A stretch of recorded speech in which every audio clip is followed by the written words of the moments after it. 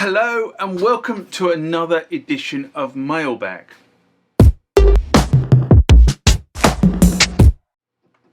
What is Mailbag? Well, Mailbag is a feature of the channel where you guys leave lots of comments on the channel and I attempt to answer those comments, or if I can't answer those comments, I throw it out to you guys who have more knowledge on some of this stuff than I do. So let's get into the first mailbag of this session. Remember, like, comment, subscribe to the channel. Go over to Instagram and follow me there. Go over to Facebook, follow me there. That's where the normal notices are. And consider becoming a Patreon.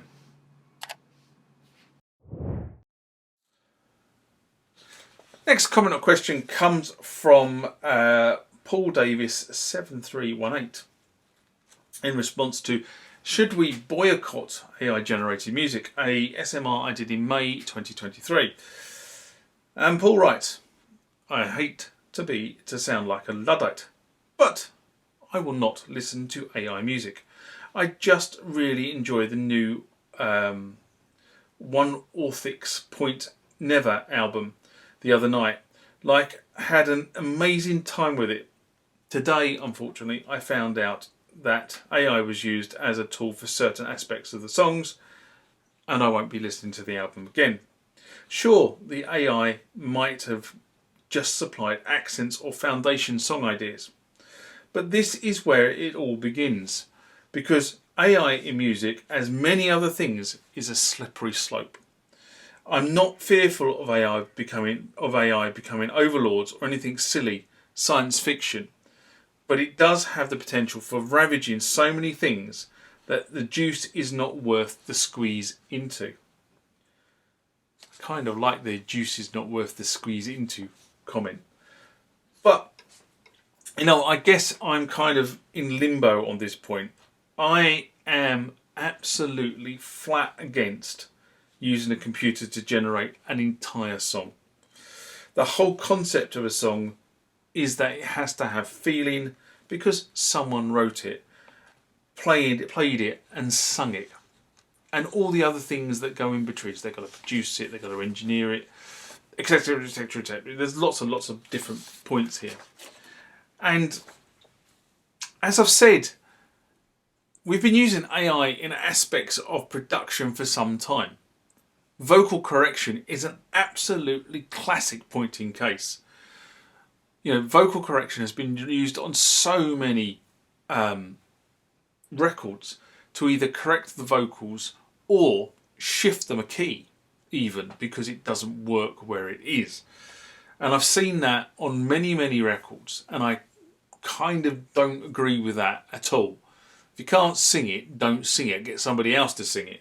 There's no point trying to do a vocal correction, which is it just reminds me of there's a Spitting Image. For those of you who don't know, Spitting Image is a puppet driven satire show in the UK, which they revived a few years ago, and there's a piece with Elon Musk and his, oh god, it's going to annoy me now. I can't think of his girlfriend's name or his wife's name, where she records something into a sampler and hits vocal edit, and it makes the sound completely stunning from what she recorded. I don't want to get into that, but that's kind of where people kind of say, well, this is not AI. Unfortunately, vocal correction is AI, but it's not kind of the current definition, which is an algorithm processing information for output, but it's still AI. It's still a computer doing something based on some sort of algorithmic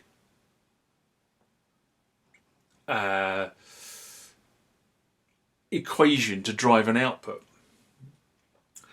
True AI, however, is cognitive thinking, and I don't think we're there in music production yet, but it probably isn't far off moving in that direction. However, the issue I have is those that control AI control the music being produced and consumed, and that is just bloody wrong. As you can say, what incentive is there somebody or for someone to squeeze the juice. If somebody is just, banging it into a computer and producing 1,000 tunes a day, the whole AI thing falls down when you come to live rendition. You can't, at the moment, get a computer to jump around on a stage performing music that it creates. It is only for digital consumption. So, to make the juice worth the squeeze, artists need to engage in a live environment and drive their music sales from that perspective. That's my view anyway. That's how artists will generate money in the future. You don't generate money from selling music, because the likes of Spotify and co are taking away that license revenue. People don't buy albums. Why don't you buy albums? Because you want to consume a track, and therefore you're happy to give your money to Spotify and not necessarily the artist. The artist gets peanuts per stream. It's not a particular. I did in one of the rants, or one of the mailbags, probably about 18 months, 2 years ago, actually put the numbers out, and it is something ridiculous per 0.03 cents per stream or something. So you can work out that you need a hell of a lot of streams to actually earn a decent income off this stuff. Will I listen to digital music? The problem is I probably already do. Is the answer, because I suspect that a lot of stuff that's being put out is being digitally enhanced in some way or form. And this sounds wrong, but if you use a plugin in your DAW, right? That plugin is will be based on some sort of algorithmic progression in the background, and because you're using that plugin, you're already processing your music using an AI. Now, I know we've been using analog filters and digital filters for years. Okay, in a box that was in between the signal and the tape, and I get that. Okay, so don't shoot me down for saying but somewhere down the line, the whole sort of concept of these plugins that you plug into your DAW is driving us more towards a digital rendition. And when you put the logic of an AI-driven algorithm on top of that, you're then taking away the talent from the music production. And as I say, I don't just mean the artist. I always, I've got a friend of mine who is a mix engineer. Okay, that's what he does for a living. He just mixes stuff down. Okay, and his selling point is here. That's his selling point. Okay, it's not can he play with faders. It's not the equipment that he has in his mix down studio.